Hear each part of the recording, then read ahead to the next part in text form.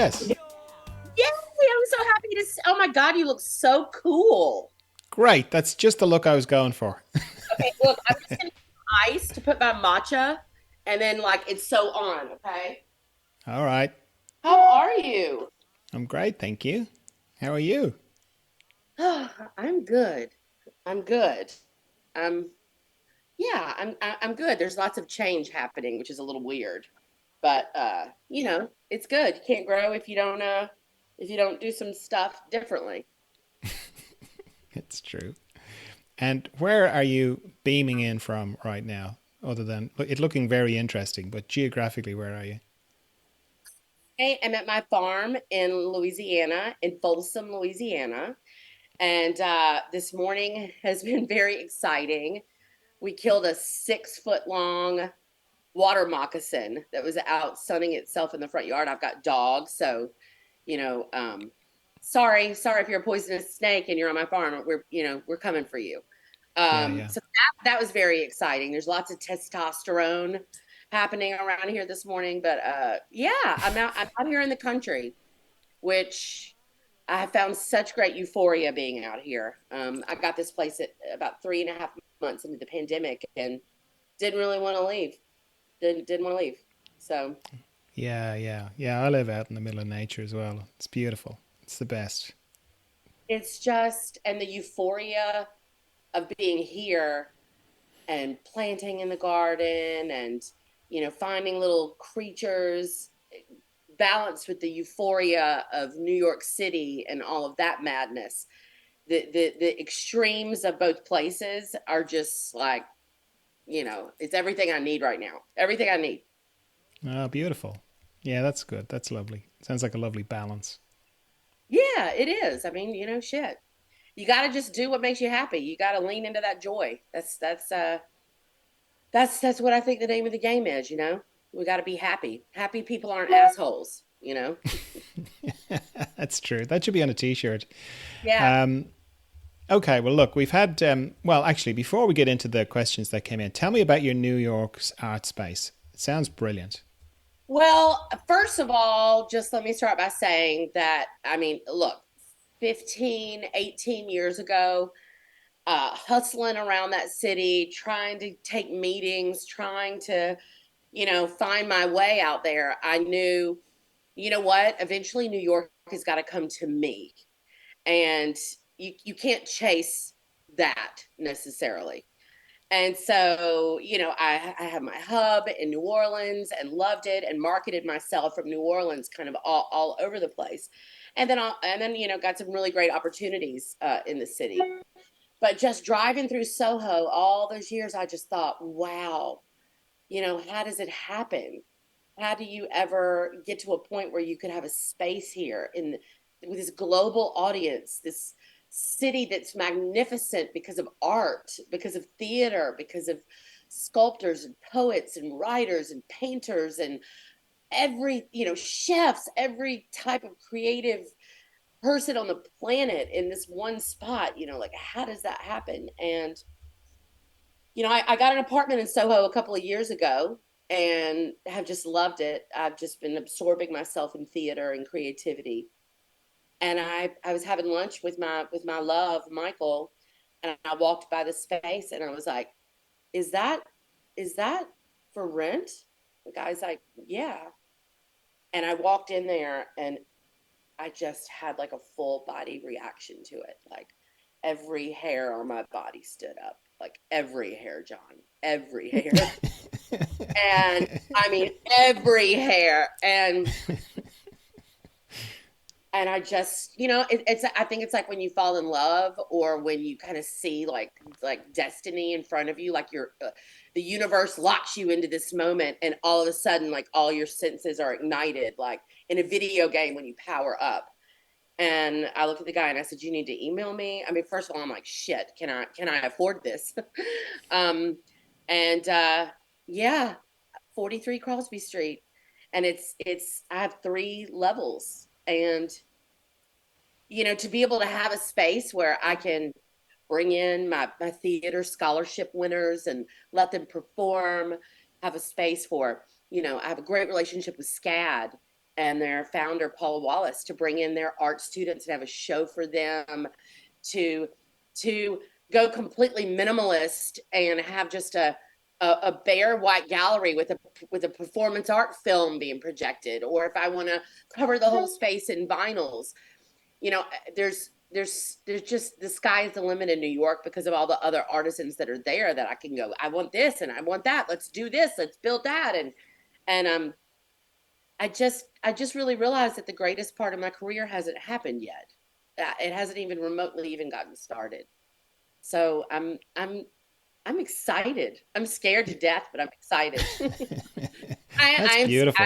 scared to death. Uh, but I feel like no risk, no reward.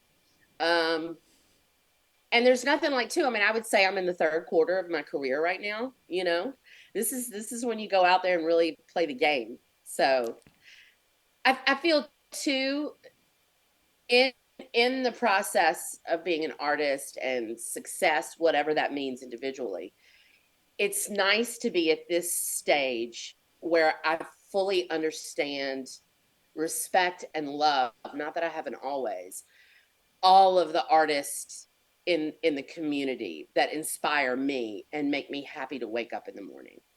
And for me to be at this point where I can have this space to showcase artists that I love, I mean, I'm really, really excited. Plus, I mean, the global audience in New York is just, it's incredible. You know, it's why it's, you can name the top 5 cities in the world, whether New York is number one or not. You're always going to be up there. I mean, Yeah, yeah. And what are you scared of? well, it's a massive amount of responsibility. I have my team, my studio team, that will stay in New Orleans and continue working with me because, of course, I create art here, out in the country. I need that.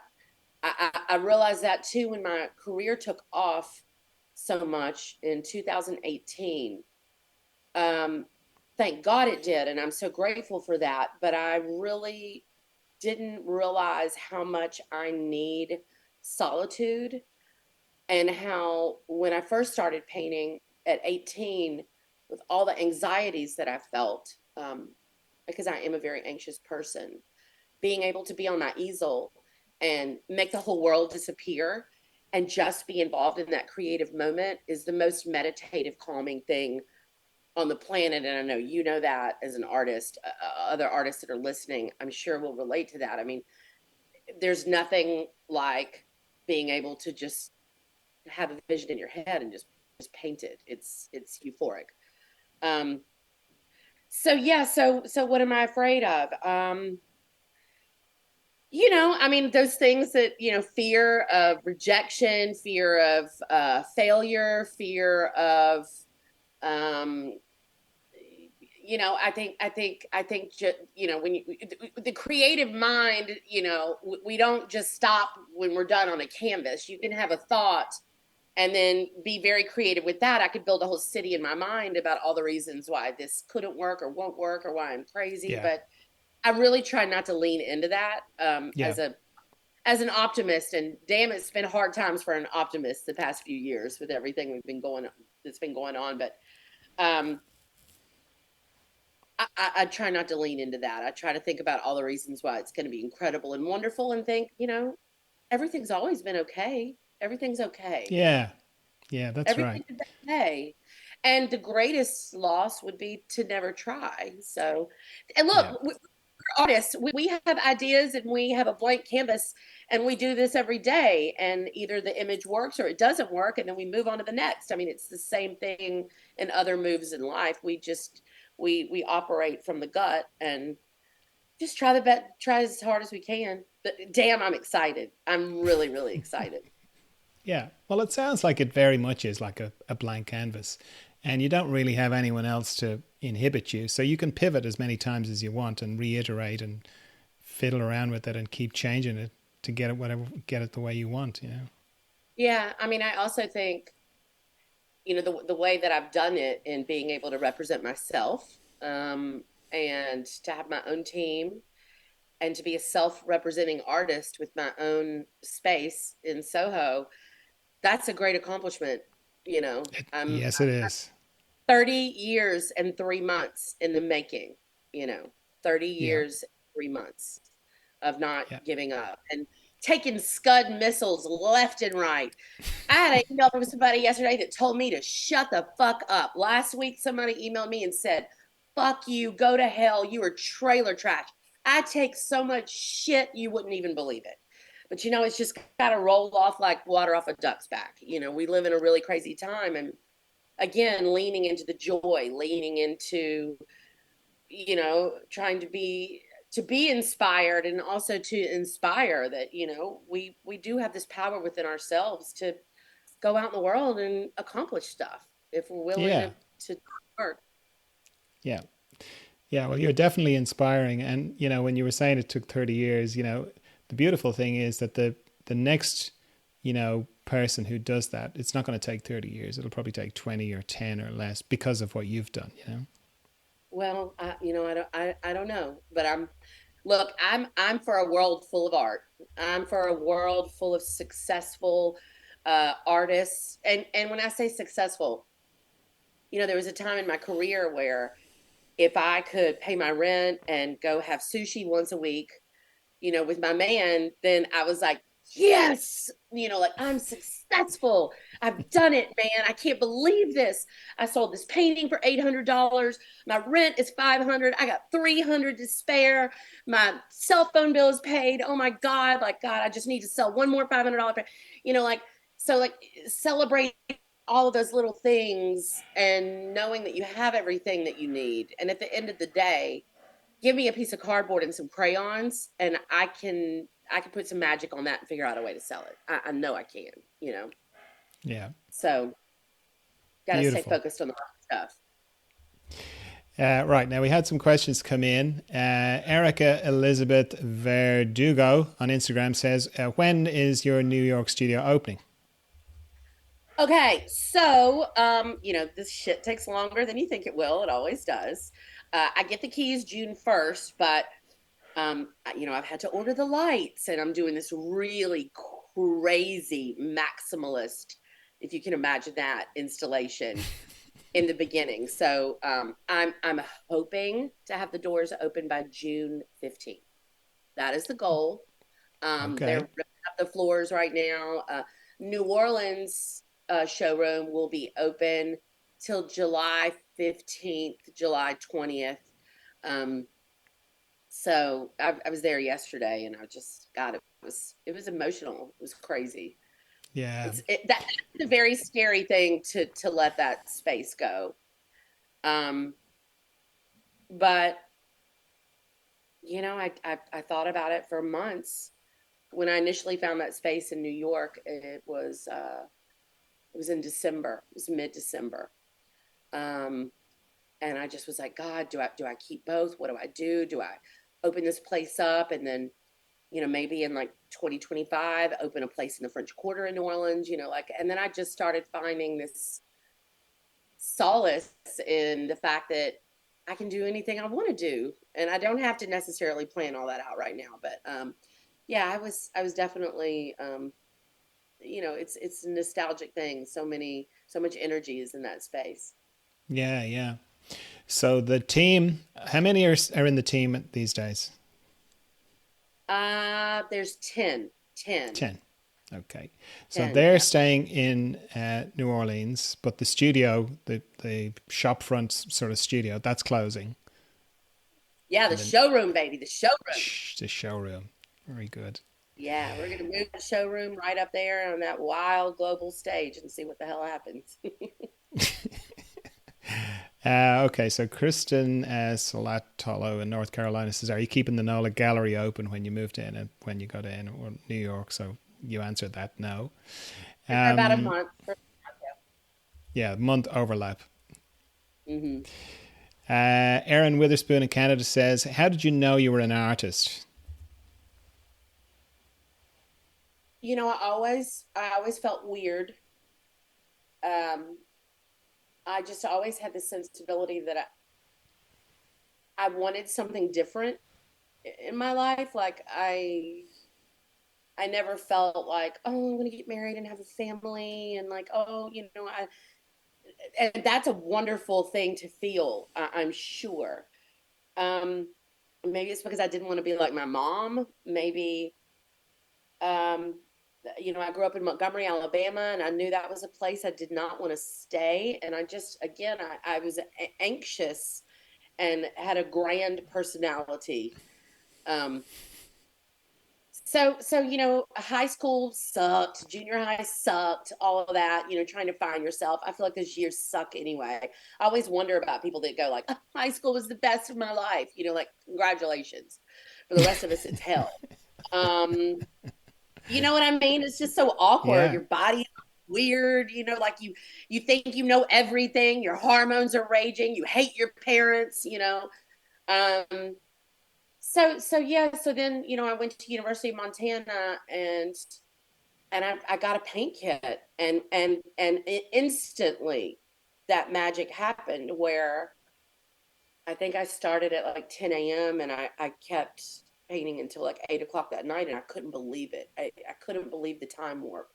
I could not believe that wormhole into another dimension, a dimension of self and meditation. I mean, John, when you paint, the mind is just, it's like I'm full, it's like you're hypnotized. I'm fully aware of what I'm doing, but then my thoughts are, I don't know, it's just so wonderful. It's my favorite thing in the whole world.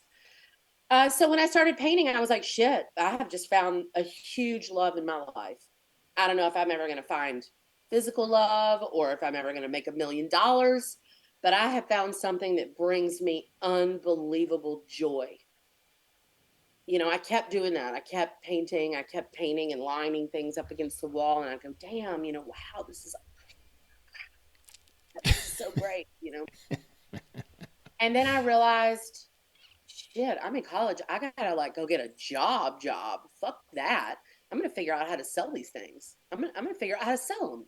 And I started going around to different galleries, and they were like, "Yeah, no, yeah, nah, I was just not marketable, and no." And I thought, well, you know what? Fuck them. I'm gonna start my own business. This is America, for God's sake. I can do this. And during that time, it was social media and email and all these things were starting. So, being able to like convince someone's mother to have a little art show for me at their house, getting their emails the next day, emailing every single one of them, telling them, nice to meet you. Can I come by and bring some art for you to see? Just really putting myself out there, and then using social media as a tool to put the cherry on top of that communication. Sending emails, having shows, using that social media. You can't just use one of those things. I mean, you can, there are no rules. You can do whatever the hell you want. But for me, I thought using all that technology and all those things at the same time just creates like a web, a marketing web. And for me, it was just important to find my audience. Who likes this? Who is like-minded? Who gets this crazy wild in your face vibe? Because it ain't for everybody. It's suggest you. What did Dita Von T said? You could be the sweetest peach, but not everybody likes peaches. And boy, don't we know that's the truth now with the internet. um, everybody's got something to say. But yeah, I mean,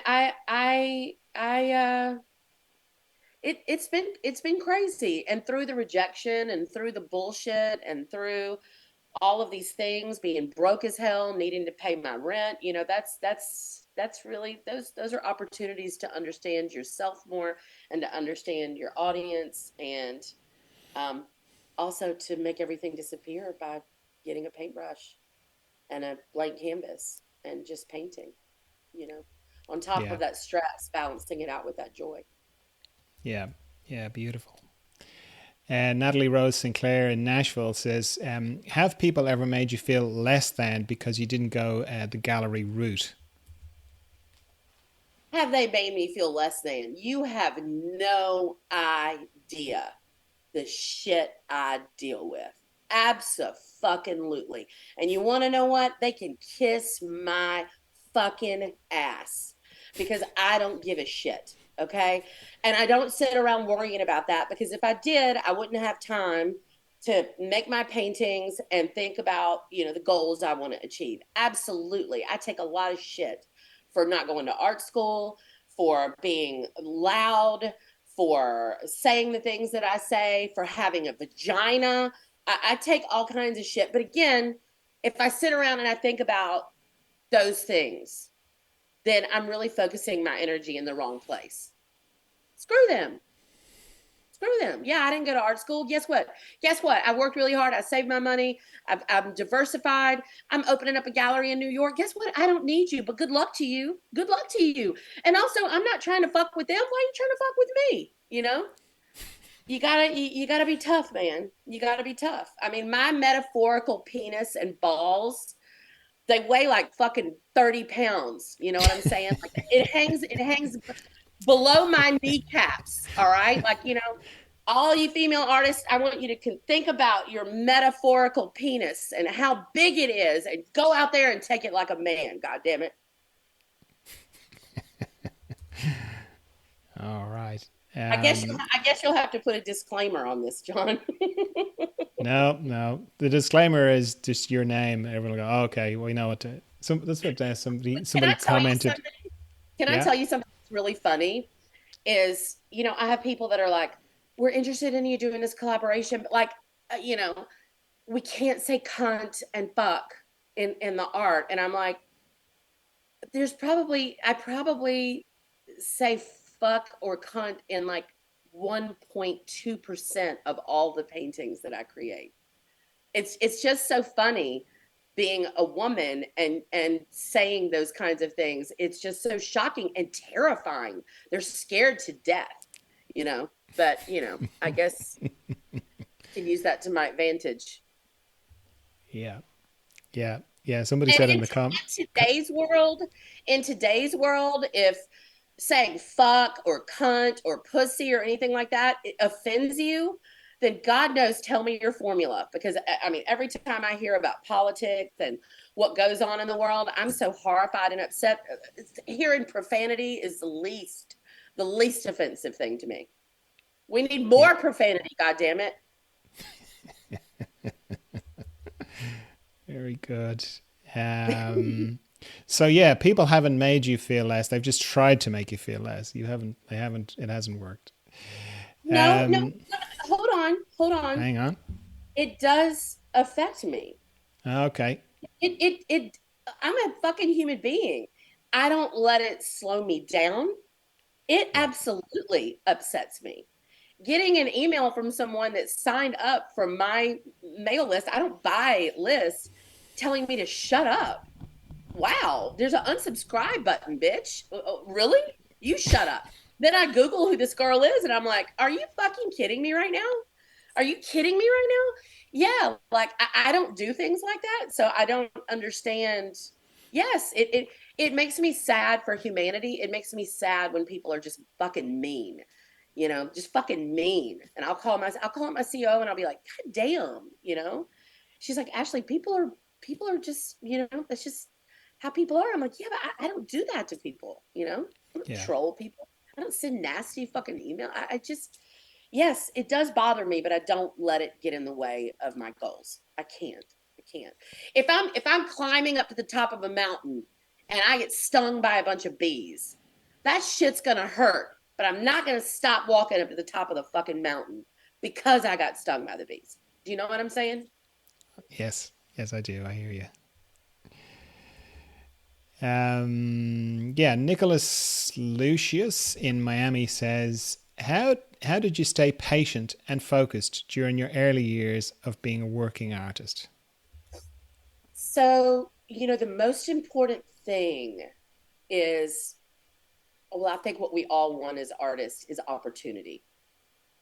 When you're creating work and you want an audience and you're looking for that audience, the best advice I could give you is to really cherish that time. This is like telling someone to cherish their youth. You don't know you're young when you're young.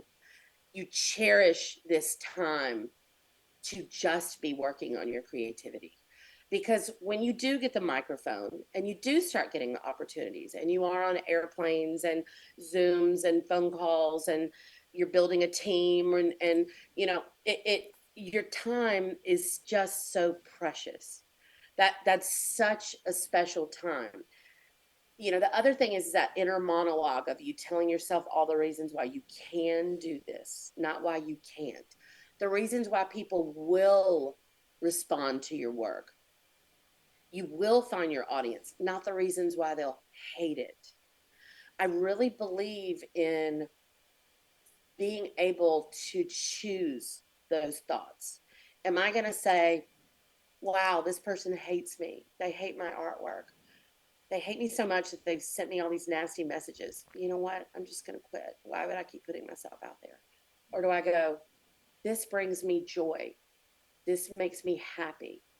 People do love my stuff. I'm not gonna I can't stop. Like you you gotta have that strong inner monologue, and you gotta be ready, man. You gotta be a warrior. You gotta be ready to go out there and stand up for yourself. Um, Also, in terms of being patient, you know, everything does not need to happen in one day. I was extremely impatient younger in my career, wanting everything to happen. I want to sell to billionaires. I want to have movie stars that are collecting me. I want Louis Vuitton to call me. I want it, I want all this stuff.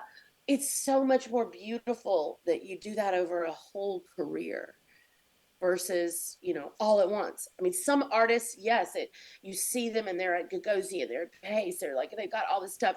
They're being auctioned off at Christie's, and that's great. Comparison truly is the thief of joy.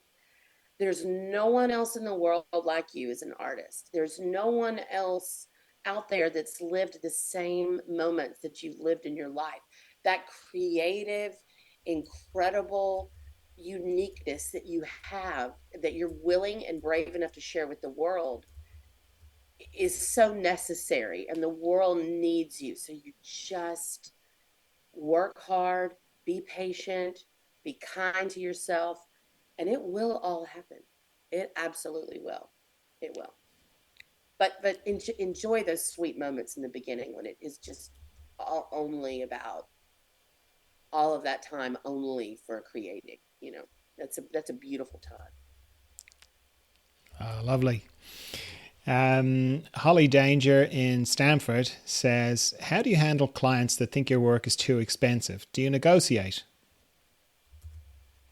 Uh, well, first of all, my art's not really expensive compared to, if I had a penis, honey, my artwork could be expensive. Um, uh, I'm serious with the things that I've done in my career. If I had a dick, my art would cost 10 times as much as it does right now. But I don't I fuck. know, I'm laughing, but it's It's so fucking true. true. But you Yeah. know what? I have everything that I need. I have everything that I need. When somebody says something is too expensive, I think about the things that I want in my life right now that I am working hard and saving up for, you know?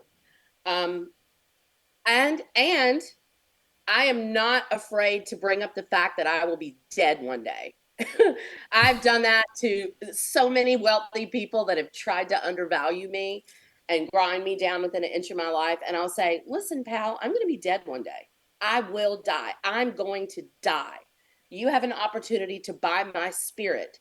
And by the way, at the rate I'm working, this art is going to accrue in value more than stocks you would buy in fucking Coca-Cola. So, like that's the beauty of art. Take it or leave it, you know. I had some guy, try to offer me like $10,000 under a painting, and he wasn't a current collector or anything like that. And what I told him, I said, what business are you in?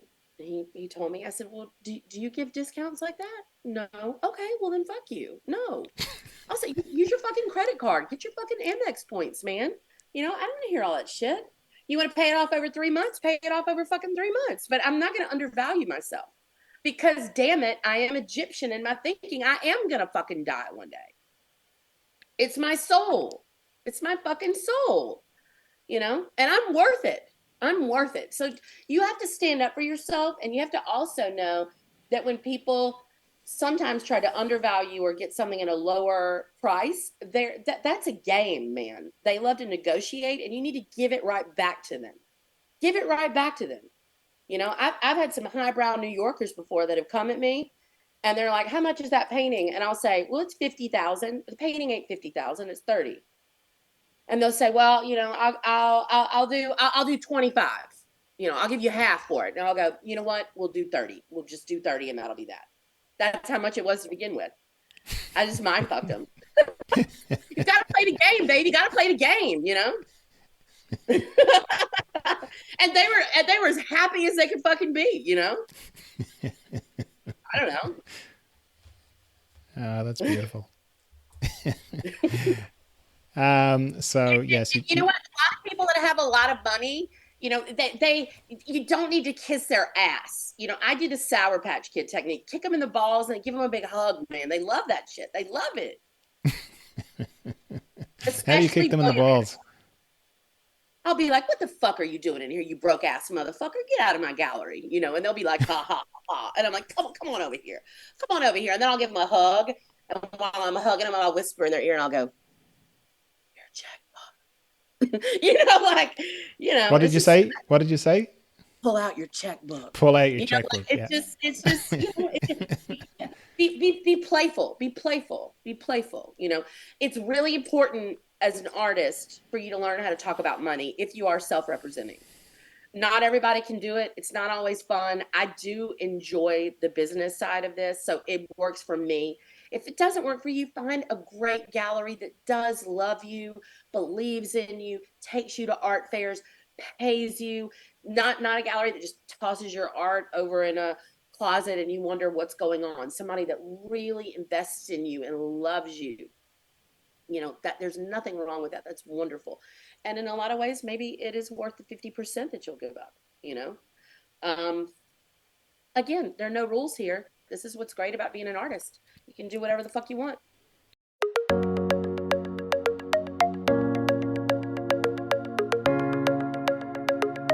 Now, if you're thinking to yourself, God, I'm really enjoying this podcast. I've listened to a few now and they're brilliant.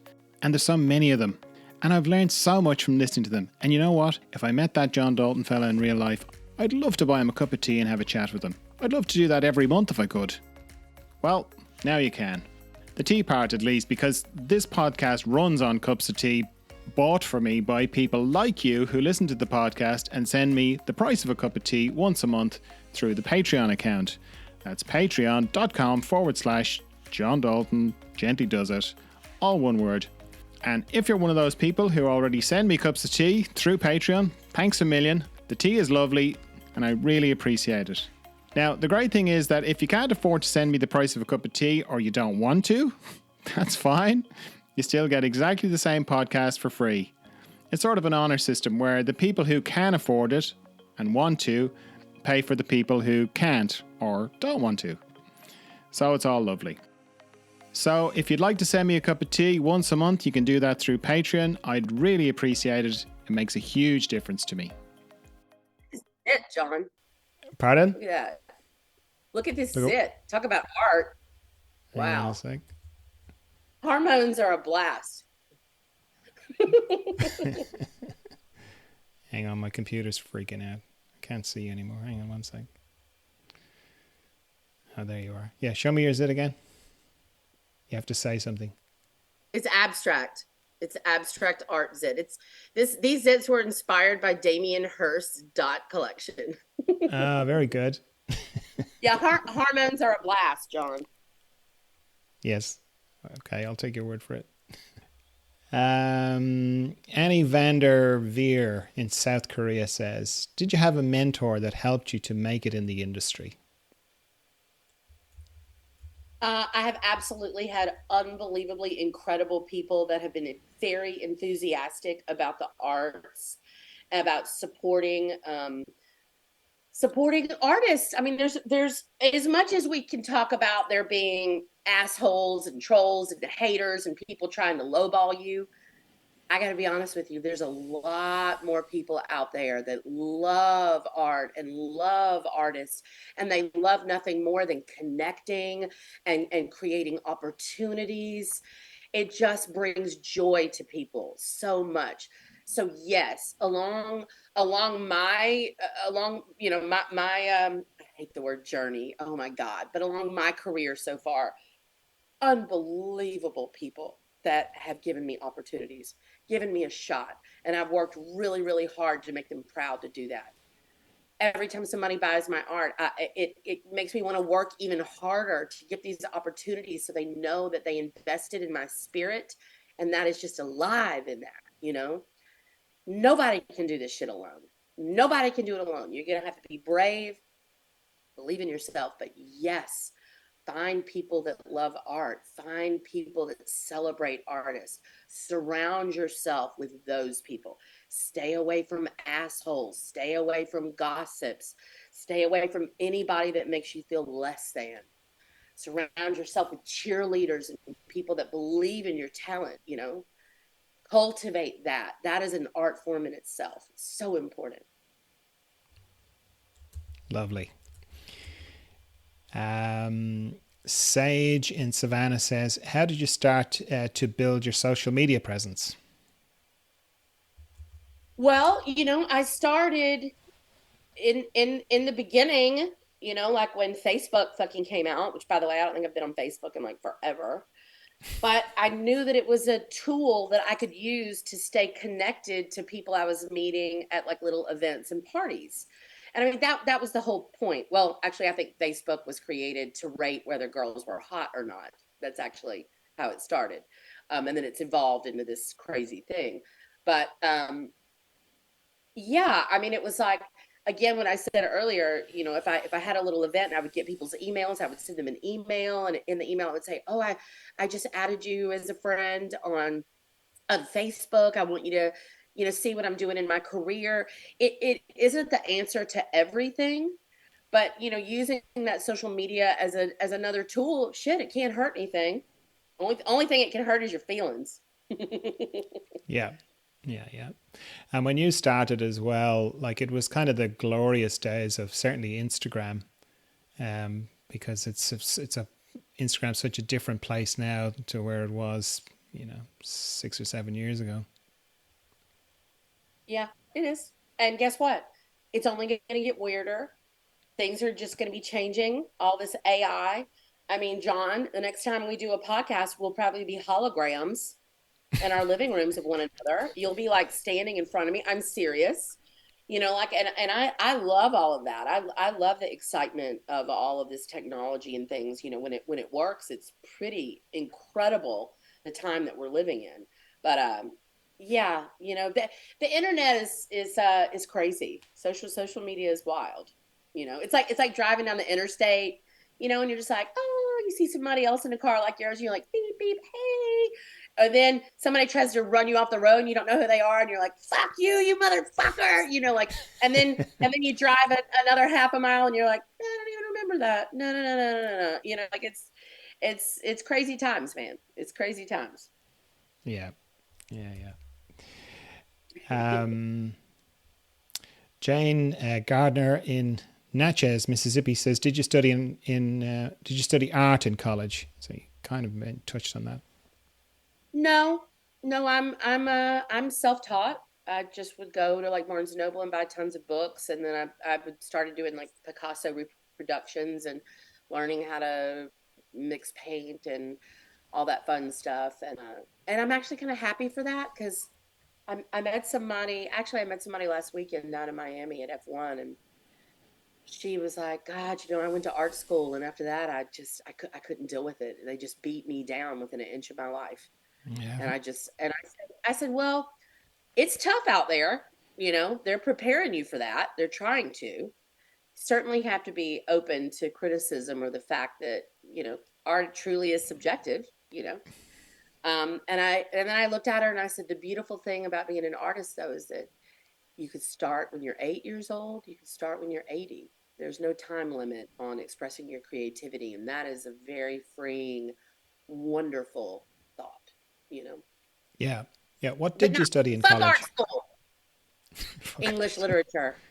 Yeah, English fuck art literature. school. You don't have to go to fucking art school. You don't have to go to art school. You don't need a CV with a bunch of museums and art shows on it. You don't have to have all of that. All you have to do is be brave enough to make your art and put yourself out there and tell people what you're doing. That's how you can begin the connectivity. Don't limit yourself ever by thinking, well, I didn't go to art school, I'm never going to make it. I haven't been in enough museums. They're not going to like me. You know, like, I'm too mainstream. I've done big collaborations. I'm not a real artist. My artwork is too literal. Oh God, like, don't go there. You have everything you need to do everything that you want to do right now inside of you. Don't let anybody fucking steal that from you, damn it. Brilliant. Um, Tell me about the Ashley Longshore Excellence in the Arts Award. Oh my God. I love this so much. I actually have to choose the winner today for my Wow. my scholarship in memory. Oh my God, I can't talk about it because I'll cry.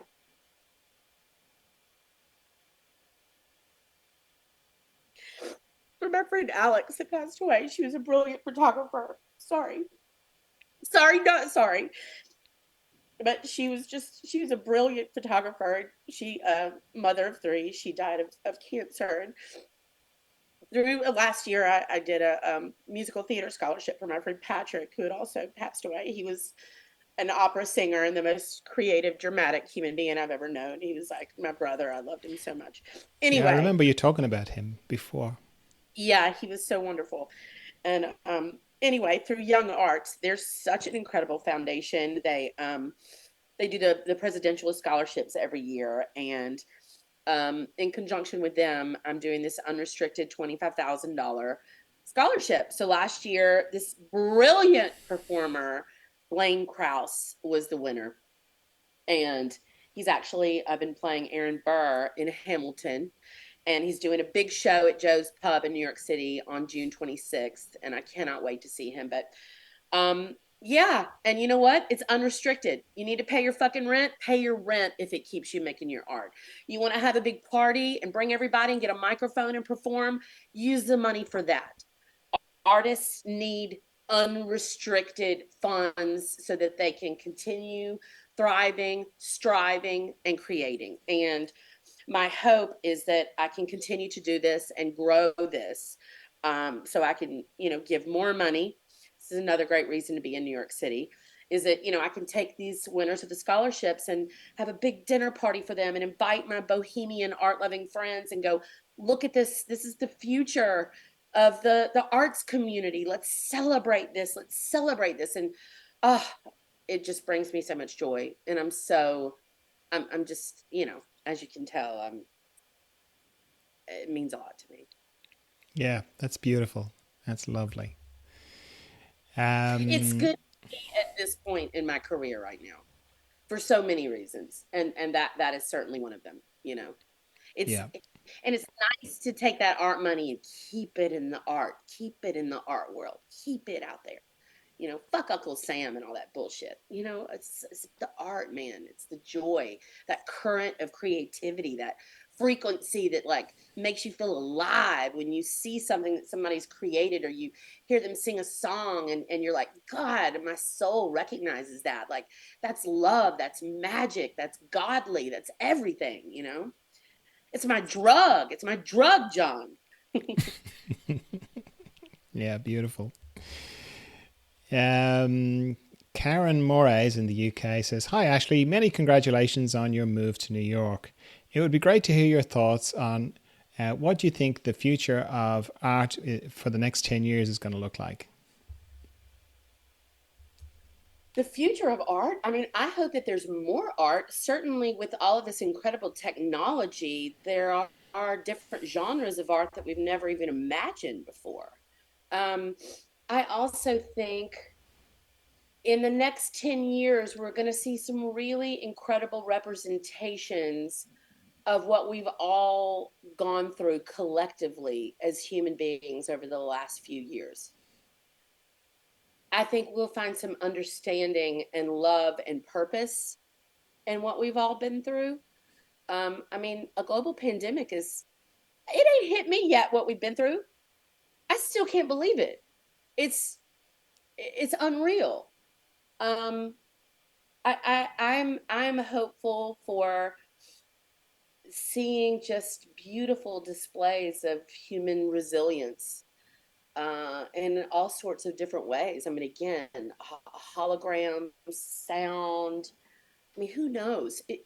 Human beings are brilliant and wonderful and magnificent. So I can't wait to see what happens. I can't wait to see the musicals that are written, the songs that haven't even been, conceived yet. I mean, it's magnificent what humans create. I Yeah. can't wait. Yeah. Me too. Yeah, it's Um, awesome. Aaron It Sidorenko is. in Canada, former podcast guest, episode number 270, if you're looking for it. He says, "Hi, John. Would love to know her take, that's your take, on NFTs, and if you or her get a ton of suspicious propositions, in air quotes, on Instagram about them. Cheers." And then Karen Morris again says, "Yes, I've also had people asking me for NFT sales. My understanding is that they're spam and they usually direct you to a dodgy website. Other than that, I don't really know much about NFTs or how promising they are for artists. I'm a bit hesitant about them myself." So you've done NFTs, haven't you? I've done two releases, yes. And look, this is the Wild Wild West. I do believe that Web3 is the future. It's fascinating. It's a weird thing to wrap your head around. I was on my Gemini yesterday watching, what crypto was doing, ETH and all that. I mean, it's fascinating.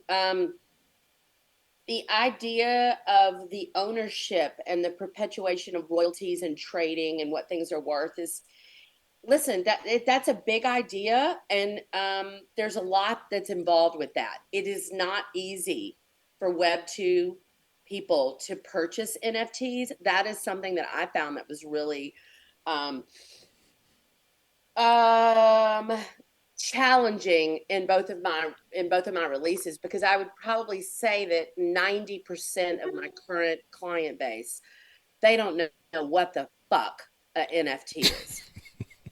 Um, but it's interesting when you think about the idea that that NFT is just a token.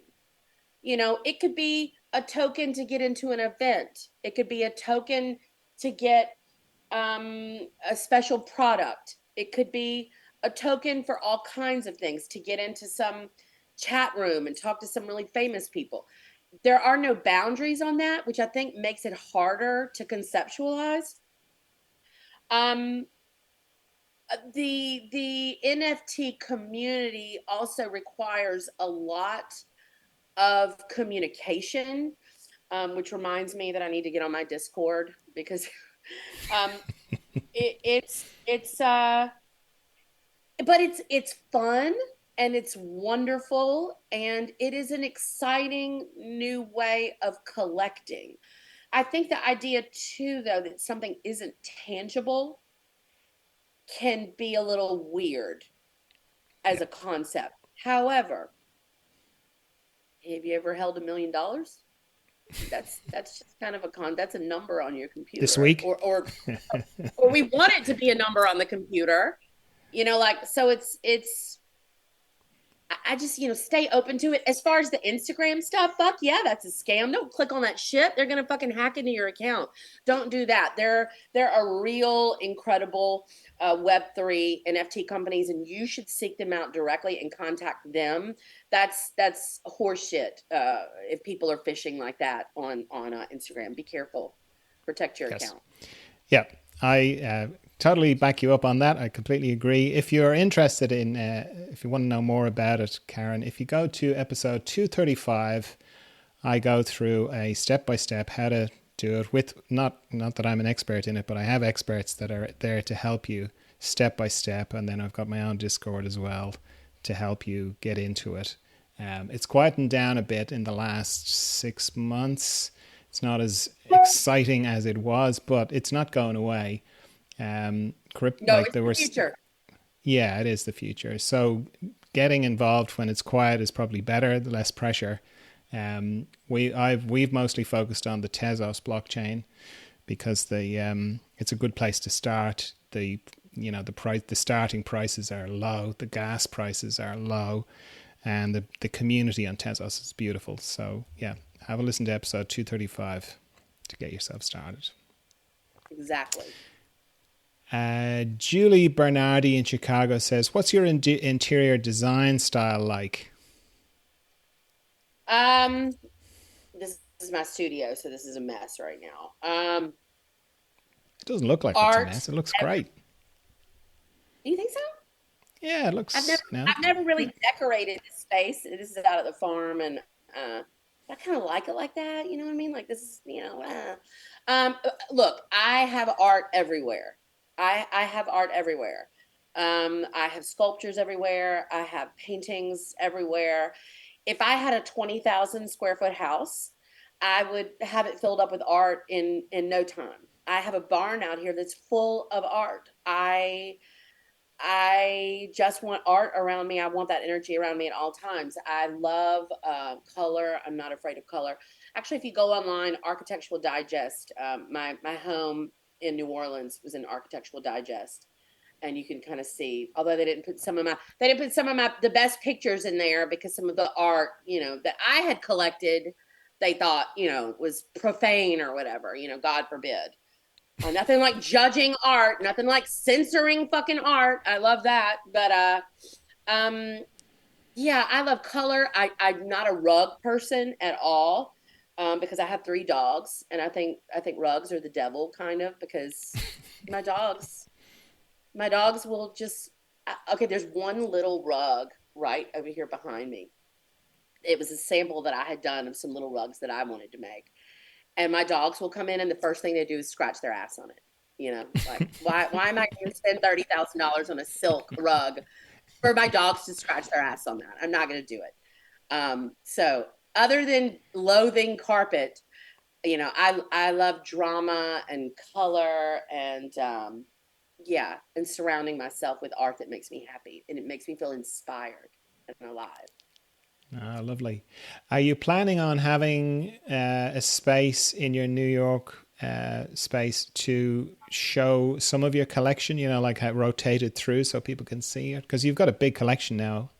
I've got a nice collection, and my goal, I've always said I wanted to have a career like Andy Warhol and leave a legacy like Peggy Guggenheim.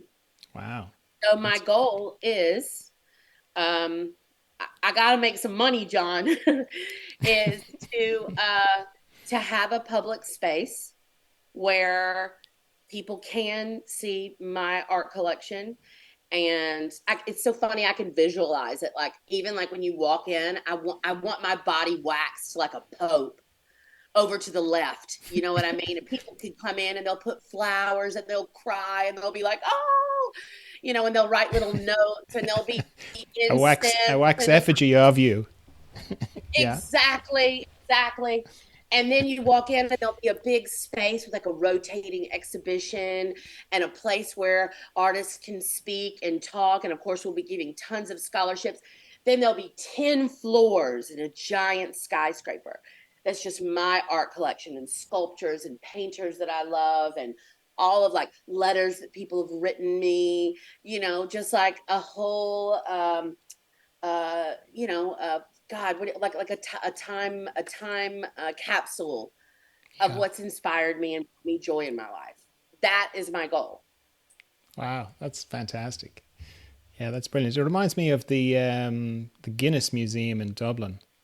It's like on seven I, floors, and the top floor is a big bar, but they have it kind of shaped like a big pint of Guinness. But yeah, they go through the whole history of it, and everything to do with Guinness is there. oh, I gotta go there. I'm dying to come to Ireland. I want to come so bad. Well, you're very welcome. Yeah, I want to come. I want to get a car. I want to drive all over the whole place. I want to stay in castles and be terrified of ghosts. Oh yeah, Um, if ghosts know that I know when they're there. So like if there's a ghost there, it will absolutely fuck with me. Which is cool, but also kind of scares me. But yes, I cannot wait. I cannot wait when I finally get to the Emerald Isle. lovely. Yeah, it'll be lovely. That sounds brilliant. It's sort of a cathedral to enshrine your all your artistic ingestion and expression. It sounds beautiful. Yeah.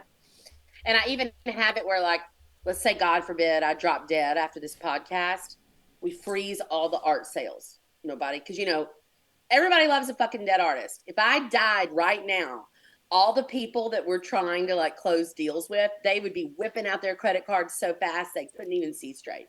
But we're gonna hold all the art and only release like a couple every year.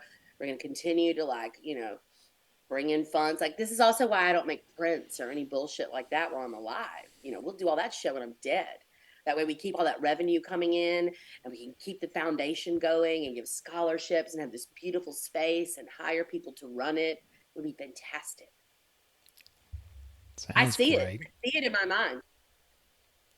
Well, if anyone can do it, you're the one. I'm gonna try. I'm gonna try. Julie Bernardi in Chicago says, "Would you ever give a home tour? Your property seems amazing." Yeah, absolutely. Yeah, yeah, I would. I would. I mean, look, I'm as wild and extroverted as I am. I'm also pretty fucking private. It's funny because people will be like, "Oh my god, I feel like I know everything about you," but there's so much of my life that I do not put on social media. So many of my best friends you will never see on social media. My family, be very limited things with my family. Um, I think it's really important that you hold some things close to you that remain only for you. That intimacy, I think, is really important right now in a world where everybody puts everything out there. And I mean, everything. You go on fans only, and everything is out there. But yeah, shit. Yeah, hell, I'll show you. Yeah, that's the sort of thing Architectural Digest do, isn't it? They do little home tours, so you're almost halfway there. Yeah, well, they did that. They did that. But yeah, there'll be more to come. We'll do. It's fine. All that stuff is just fluff. It's just fluff. You want to see my nest? You want to see where I ruffle my feathers? Okay, I'll show you. It's lots of art. What gets me excited about that is being able to showcase the artists that I collect for sure. Yeah, yeah. Erica Elizabeth Verdugo on Instagram says, "Will you ever sell any prints or posters?" Well, you kind of answered that. Um, Lastly, tell me about your animation series. Okay. You mean the ones I've been putting on social media lately with my Well, animator? whatever you want to tell me about. Let's put it that way. Well, I've been working on a project. We're on year fucking 5. And let me tell you something, honey. The gestation period of Hollywood ain't cute, okay? Um, And but animation makes it even longer. it does. And see, just like everything else I've done in my life, I'm like, okay, well, this is taking forever. You know what? I'm going to go to SCAD and I'm going to go interview and talk to the head of their animation program because they literally have the most incredible animation school and their students go out and they work for Pixar and Disney and everything.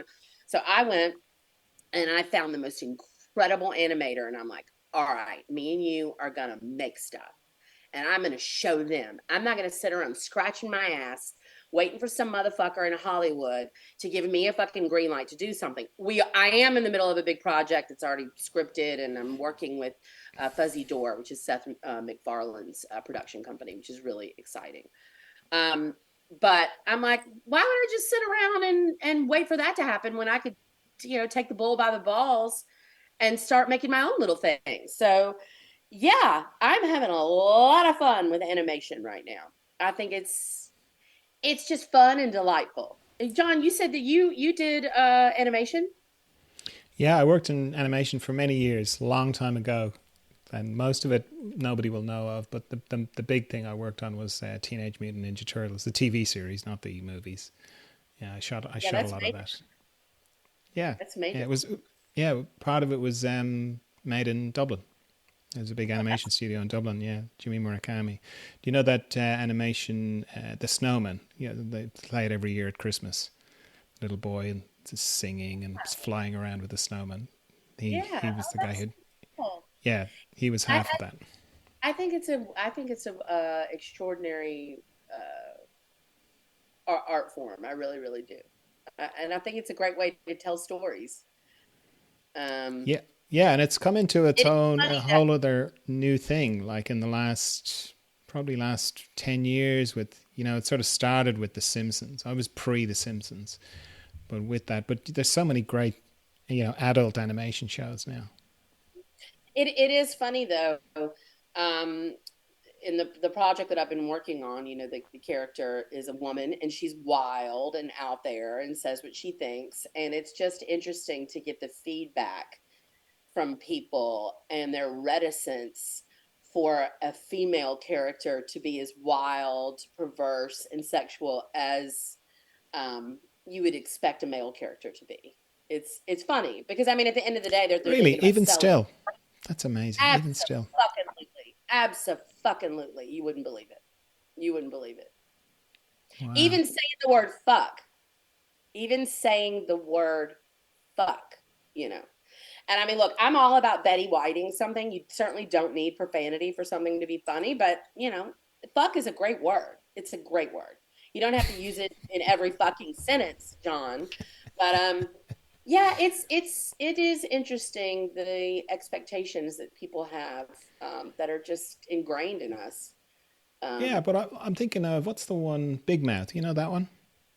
yeah, Yeah, like there's lots of swearing in that, and there's lots of female characters who are very upfront about everything, yeah, but was it particularly the sex monsters. okay? Well, I need to watch more Big Mouth. But was it that way in like the first season as well, or did they get more comfortable with that once I people started? You know, I think when the first season, the sex monster was just the male one, and I think the second one didn't show up until the second. It was like a female counterpart to that one, or like the sex monsters are like a personification of puberty, and the main character is Nick Knoll is based on him.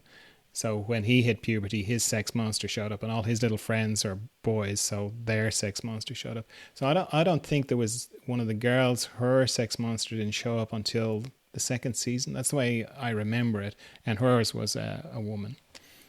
But yeah, okay, well, they got to a second season. I'm sure that made them more comfortable with that. At the end of the day, it's all about revenue. It's all about money. It is. Especially in Hollywood, it's like, is this gonna pay the bills? I mean, it is very expensive, so they are nervous about spending and all that sort of thing. And television and things are changing so quickly, even in the streamers right now. I mean, my God, there's a writer's strike right now because of it, and good for them too, by the way. Um, yeah, hey, so the things that you're putting on Instagram, are they similar to what the show that you're working on is going to be, or are they just like little a separate no, thing? it's different. It's different because the ones that are on there now are me. They're Yeah, me. Yeah, yeah. I've got a really good one. I've got a really good one coming out next week. Oh, good. Yeah, I'm just having fun, John. I just want to make stuff, man. I just want to make stuff. I want to make animation. I want to make art. I want to travel. I want to meet other artists. I want to buy art. I just want to. It's all I want to do, man. So, and then I want to, plant vegetables and plant flowers and, you know, drink some wine. Last night, one of my best friends is here from New York. We drank a few bottles of Ron Bauer Chardonnay.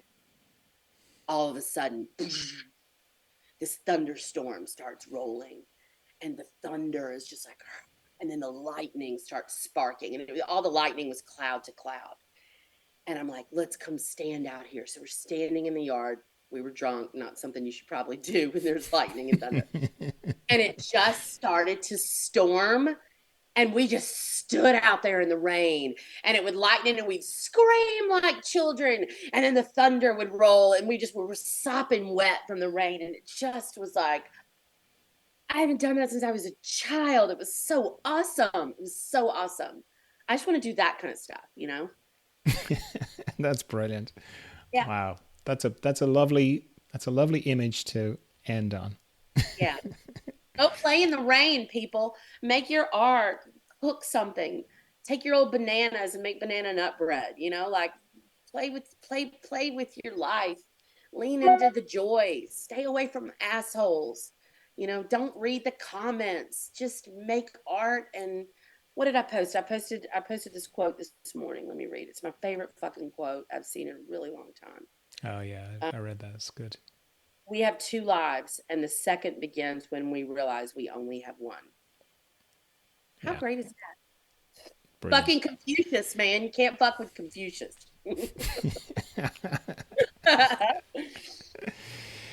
All right. Well, it's always such a joy talking to you, Ashley. It's great to see you go from strength to strength. And yeah, I wish you the best with the New York thing. I know it's going to be fantastic. And there's such a big, lovely art community. I've talked to so many brilliant artists in New York, so I'm sure they'll all flood over to see it.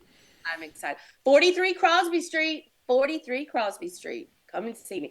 Half a block from Balthazar, 1 block from the Crosby Street Hotel. Unbelievable shops all around me. It's just like the energy is just, you will love it. You will love it. 43 Crosby, come see me. Beautiful. All right. Well, we'll keep in touch. Lovely talking to you. Thank you so much for the opportunity. This was great. I've never felt this good in my entire life.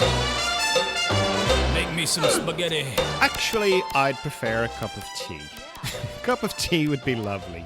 So, yeah, just a little reminder, mainly because every second or third person who becomes a patron has got in touch with me and said, you know what, I've been listening to your podcast for ages, and I didn't become a patron, not because I don't have the money, not because I don't think it's great, I just didn't get around to it. So this is a little friendly reminder that if you'd like to be a patron, you'd like to buy me a cup of tea, go to patreon.com/John Dalton, gently does it, all one word, or follow the link in the show notes to become a patron. I would really appreciate it if you could do that, particularly if you've been meaning to and you just haven't got around to it.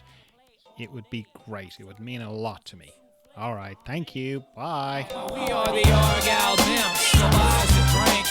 We're better than you thought, but not as good as we think. We are the Argyle Pimps. So buy us a drink. Come on, buy us a drink. Come on, buy us a drink. We are the Argyle Pimps. So buy us a drink. We're better than you thought, but not as good as we think. We are the Argyle Pimps. So buy us a drink. Come on, buy us a drink. Come on.